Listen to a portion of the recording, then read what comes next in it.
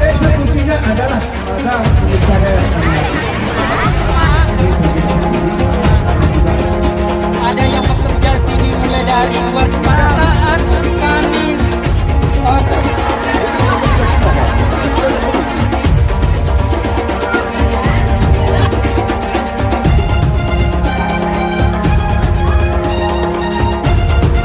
jadi kita fasilitasi sekali lagi maunya apa, kemudian telah terjadi tadi tanya jawab, diskusi, kesimpulannya mereka menghentikan aksinya dan melanjutkan pekerjaan seperti biasanya mulai dari hari ini.